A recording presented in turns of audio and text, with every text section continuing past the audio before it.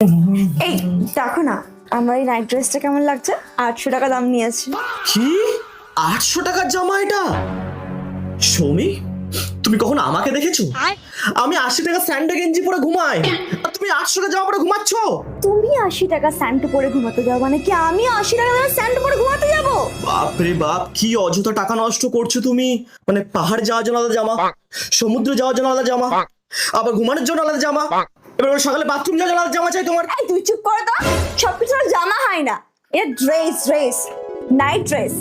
দেখো এখন আমার মুডটা না মানে মিডিয়াম অবস্থায় আছে, তাই এটা ক্রিমি কালারের নাইট ড্রেস।